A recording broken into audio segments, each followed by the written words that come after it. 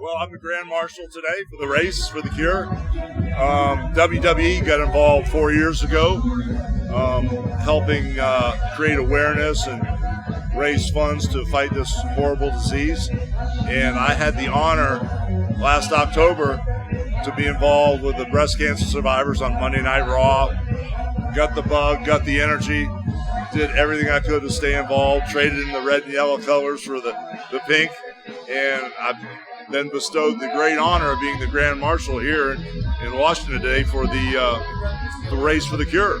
And the awareness and the money that's being raised is getting us to the finish line, because I've had a couple encounters in my family with the women with this horrible disease. My daughter Brooke is 27 years old, and I pray and pray that during her lifetime or very, very soon that we can put a bullet in this thing once and for all and no one will ever have to worry about it again. Well, I've had a situation just recently where my niece, one of my brother's kids, was diagnosed with cancer. So it's a personal thing. You know, it's a horrible thing to have to deal with. It not only affects the person that has the disease, but it's the ripple effect of the families and the friends and the people's lives that are just totally flip-flop because of this.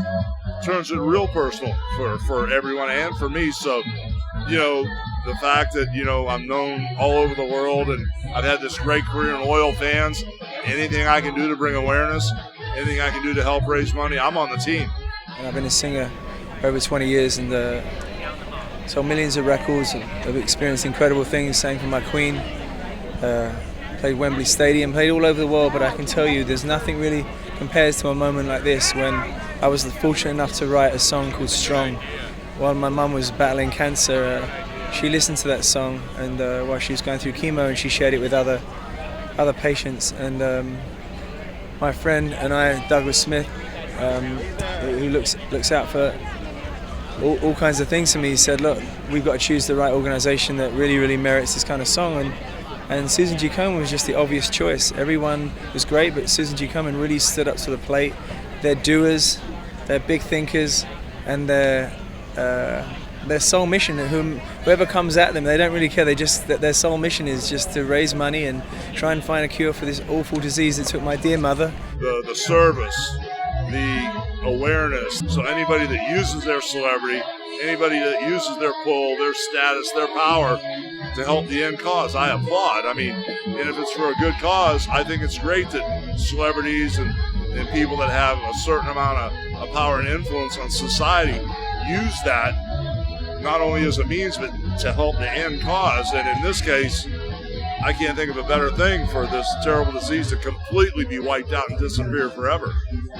Well, it was beautiful. Most of these people haven't really heard the song before, and this was the first time that Susan G. Komen announced that this is their official Survivor anthem now. And to have that song, all the songs I've written, to have this being used as the Survivor anthem, and then to see the energy that it had created out there, and you could see the wave by the end of the chorus. Everybody's hands were up in the air, and it was very empowering. And for me, I just feel, having lost my mother, that energy is healing, hope is life, and so it's kind of indescribable, the feeling you get when you feel like you're making a cause. But I will say, our initiative is #strong. We want to really, you know, it is about being strong. There are many other issues in nutrition and information, but my own personal mission within this family is to create strength, but with #strong and everything Susan G. Komen.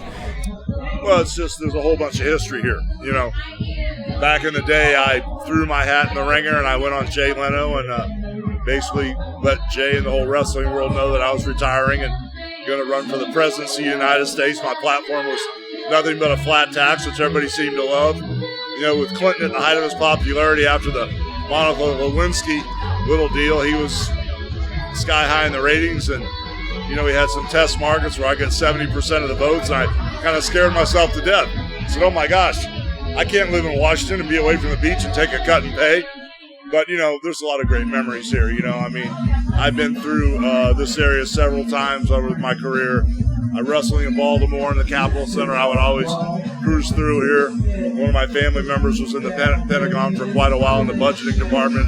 So there's a lot of good memories here, a lot of great loyal fans, and there's just a certain energy here you can't get anywhere else.